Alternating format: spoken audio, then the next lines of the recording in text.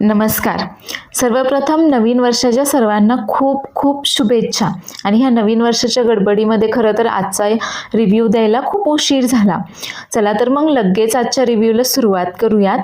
तर आता सचिन अस्मिताकडे चौकशी करत असतो की अर्जुनच्या केसेसबद्दल वगैरे, की केसेस कशा इंटरेस्टिंग असतात, तुला त्याचे क्लायंट्स वगैरे माहिती आहेत का कोणी.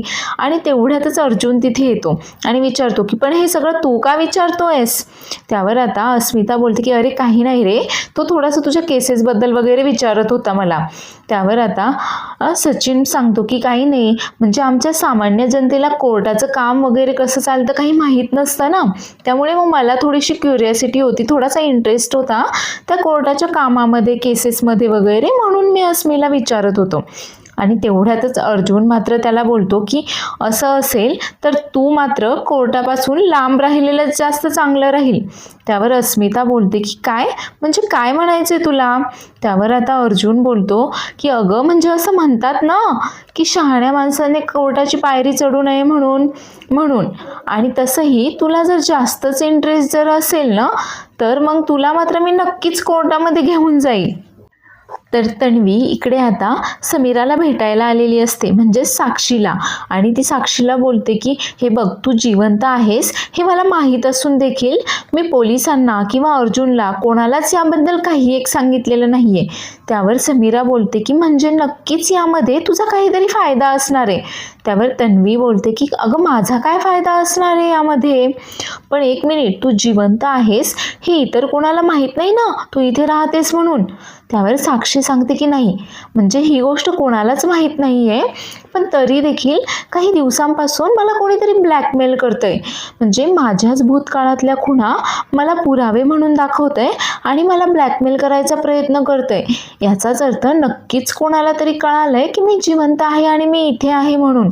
त्यावर आता तन्वी विचारते की अजून कोणाकोणाला माहिती आहे तू जिवंत आहेस म्हणून. त्यावर आता ती समीरा सांगते की फक्त नागराज अंकललाच माहीत आहे मी इथे राहतीये.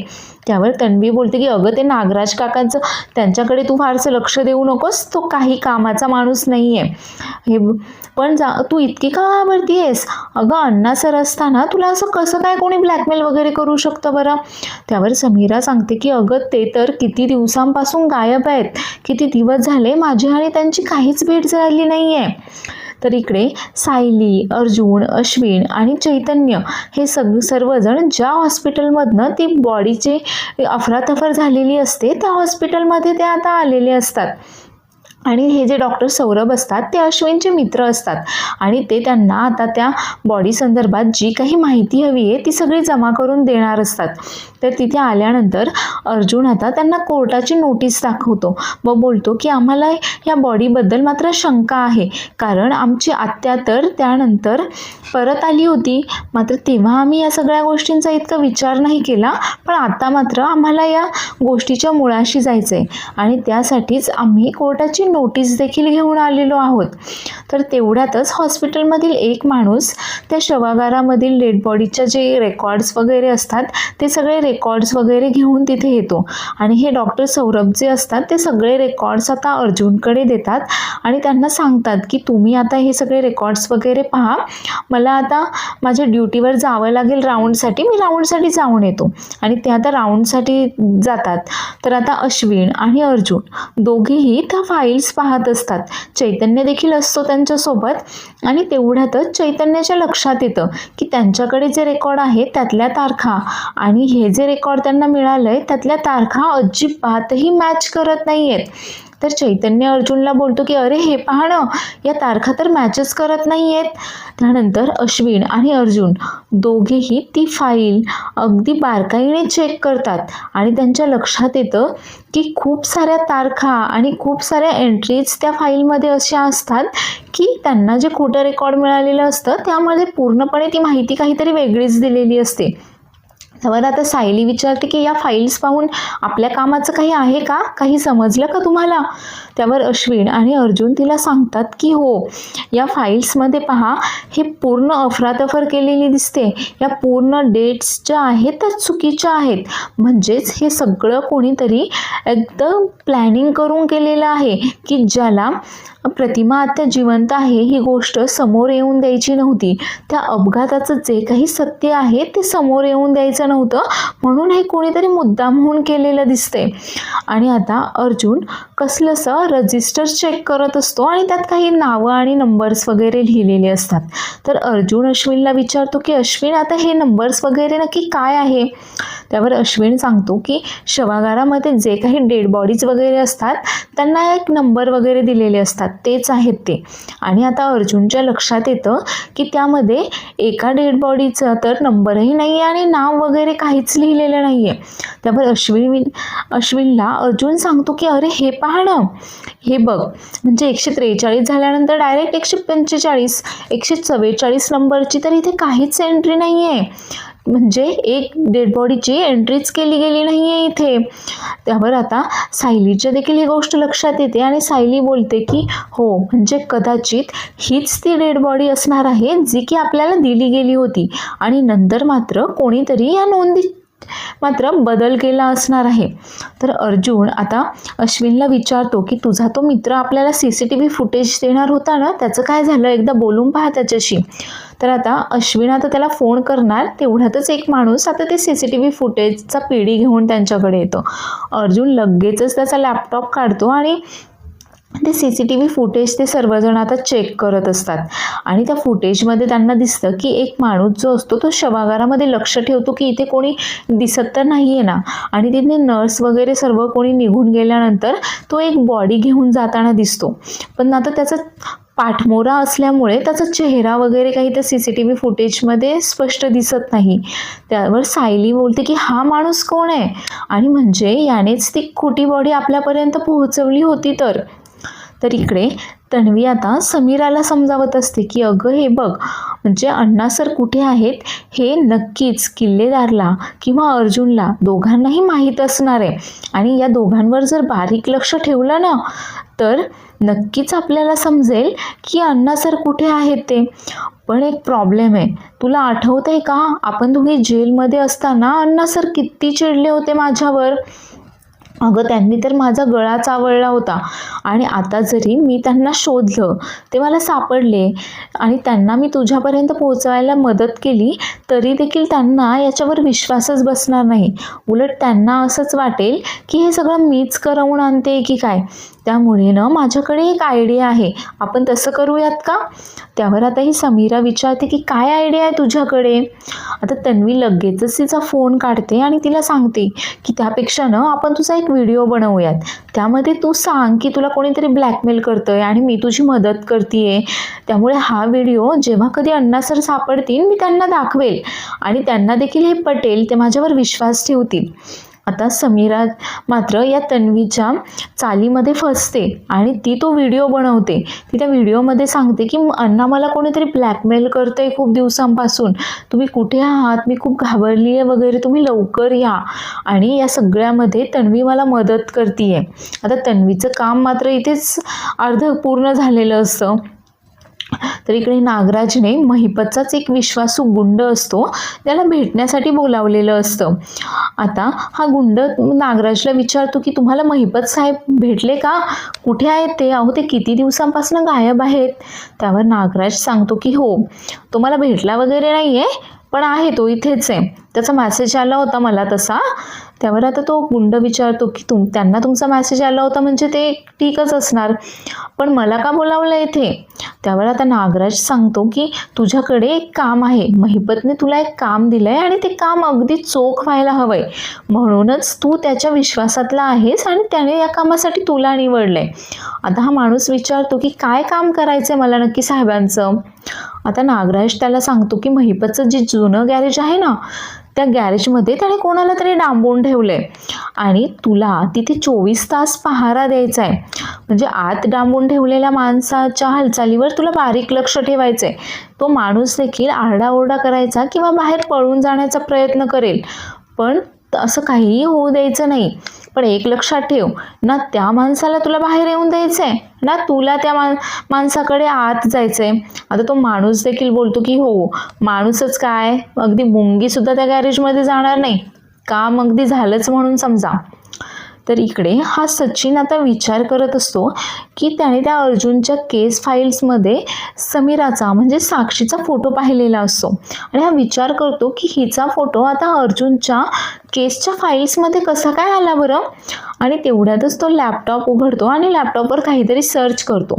तर त्याला साक्षीचा जेव्हा जेलमध्ये खून झालेला असतो तो व्हिडिओ त्याला सापडतो, ज्यामध्ये महिपत आता रडत असतो की माझी एकुलती एक मुलगी होती, तिचा असा खून वगैरे झाला, आता मी कोणाच्या भरोशावर जगणार आहे वगैरे वगैरे असा काहीतरी व्हिडिओ असतो.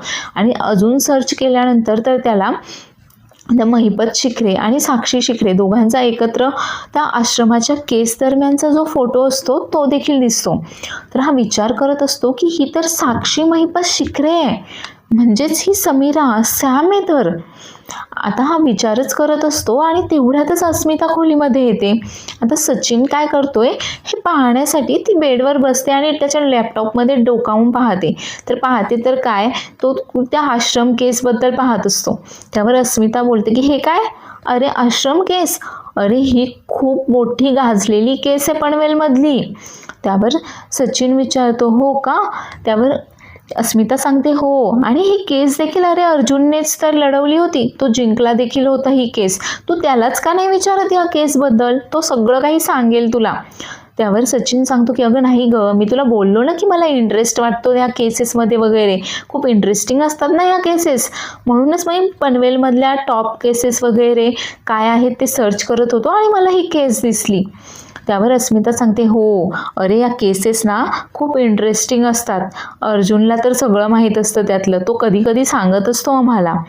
तर इकडे तन्वी आता जे दोन पोलीस ते समीराला धमकावण्यासाठी वगैरे तिचं दार वाजवत असतात त्या 2 पोलिसांना भेटते. आणि खरं तर ते पोलीस नसतातच, या तन्वीनेच त्यांना पैसे दिलेले असतात ते ॲक्टिंग करण्यासाठी, आणि तेच पैसे द्यायला ती आता तिथे त्यांना भेटत असते. तर ते दोघं जण बोलतात की हे काय, एवढेच पैसे, एवढे कमी, अहो आम्ही ॲक्टिंग किती चांगली केली आहे. त्यावर तन्वी सांगते की हो, पण सध्या एवढेच मिळतील तुम्हाला. त्यावर तो माणूस सांगतो की आम्हाला या युनिफॉर्मचं भाडं देखील द्यायचं आहे अजून. त्यावर तन्वी बोलते की यामध्येच सगळं ॲडजस्ट करायचं आणि पनवेलमध्ये परत दिसायचं देखील नाही. तर सायली, अर्जुन आणि अश्विन इकडे आता ते CCTV फुटेज आणि त्यांना जे काही रेकॉर्ड मिळालंय ते सगळं घेऊन आता रविराजकडे आलेले असतात. तर अश्विन आता रविराजला सांगत असतो की त्या हॉस्पिटलमध्ये तो डॉक्टर सौरभ जो आहे तो माझा मित्र आहे आणि माझा मित्र असल्यामुळे त्याने आपल्याला मदत केली आहे, सर्व काही इन्फॉर्मेशन त्याने आपल्याला दिली आहे. त्यावर आता रविराजला देखील आश्चर्य वाटतं की एवढ्या मोठ्या हॉस्पिटलमध्ये एवढा गलथाटपणा कसा काय होऊ शकतो. आता अर्जुन रविराजला ते CCTV फुटेज दाखवतो. त्यावेळेस प्रतिमा देखील तिथेच असते. आता ते दोघेही ते CCTV फुटेज वगैरे पाहतात, पण त्या माणसाचा चेहरा काही स्पष्ट दिसत नसतो. तो माणूस पाठमोरा असल्यामुळे हा एक्झॅक्टली कोण माणूस आहे हे मात्र या दोघांनाही ओळखू येत नाही. पण हा मात्र चांगलाच घाबरून गेलेला असतो.